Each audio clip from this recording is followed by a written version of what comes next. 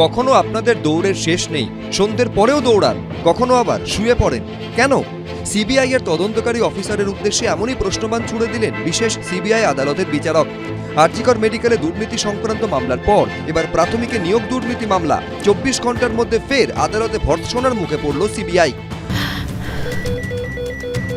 ক্যান্সারে নেই আর ভয়, NCRI হবে এর জয়। আপনাদের ভরসা নেতাজি সুভাষচন্দ্র বোস ক্যান্সার হসপিটাল। আরজিকর মেডিকেলে দুর্নীতি সংক্রান্ত মামলার শুনানিতে বৃহস্পতিবার রাজ্য সরকারের অনুমোদনের কথা না জানানোয় সিবিআই এর তদন্তকারী অফিসার মনীষ উপাধ্যায়কে শোকজ করেছিলেন বিশেষ সিবিআই আদালতের বিচারক সুজিত কুমার ঝা। আর শুক্রবার প্রাথমিকে নিয়োগ দুর্নীতি মামলাতেও বিচারকের প্রশ্নের মুখে পড়লেন কেন্দ্রীয় এজেন্সির তদন্তকারী অফিসার। এদিন শুনানি চলাকালীন অভিযুক্তদের আইনজীবীরা অভিযোগ করেন ডিসেম্বরে চার্জশিট জমা পড়েছে, কিন্তু তাদেরকে এখনও সিবিআই তথ্য প্রমাণের নথি দেয়নি। সেই মুহূর্তে সিবিআই এর তদন্তকারী অফিসার ছিলেন না, পরে আদালতে আসেন তিনি। তখন তার কাছে বিচারক শুভেন্দু সাহা জানতে চান কেন অভিযুক্ত পক্ষকে তথ্য প্রমাণের নথি দেওয়া হয়নি। সিলড অবস্থায় ডিজিটাল এভিডেন্স আছে, সেগুলি দিতে আপনার কতদিন সময় লাগবে? উত্তরে সিবিআই এর তরফে জানানো হয় 1 সপ্তাহ সময় লাগবে। পাল্টা বিচারক বলেন 15 দিন আগে 1 সপ্তাহ সময় চেয়েছিলেন, এখন বলছেন আরও 1 সপ্তাহ। বন্ধ সিল আপনি খোলেননি কেন? এগুলো কি আমি করে দেব?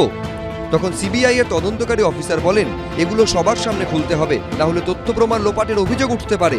এরপরই সিবিআইকে তীব্র ভর্ৎসনা করে বিচারক বলেন অভিযোগ এমনিও করতে পারে, কখনো আপনাদের দৌড়ের শেষ নেই, সন্ধ্যের পরেও দৌড়ান, কখনো আবার শুয়ে পড়েন কেন? এদিন আদালতে ভার্চুয়ালি উপস্থিত ছিলেন সুজয় কৃষ্ণ ভদ্র ওরফে কালীঘাটের কাকু, অয়নশীল, শান্তনু বন্দ্যোপাধ্যায়, সন্তু গঙ্গোপাধ্যায়রা। হাসপাতালে চিকিৎসাধীন থাকায় হাজিরা দিতে পারেননি পার্থ চট্টোপাধ্যায়। প্রকাশ সিনহা, এবিপি আনন্দ, কলকাতা।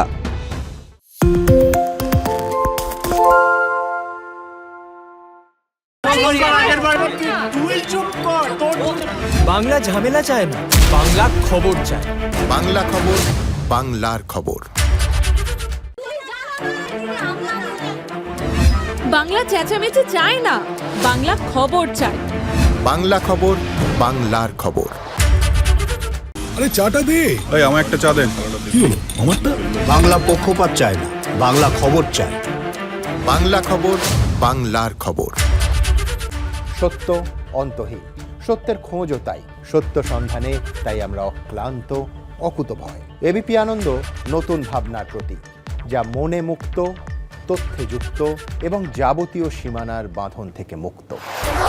সীমা না শব্দটির মধ্যে লুকিয়ে আছে মানা শব্দটি, যেন চোখ রাঙানি এক অদৃশ্য বেড়াজাল, যা আটকে রাখে আমাদের এক ছোট্ট গণ্ডির মধ্যে। একমাত্র সঠিক খবরই গড়ে তুলবে এক মুক্ত সমাজ। সেই জগৎ গড়ার লক্ষ্যে কোনো সীমানার ঠুকুটি আমরা মানব না। এবিপি আনন্দ এগিয়ে থাকে, এগিয়ে রাখে।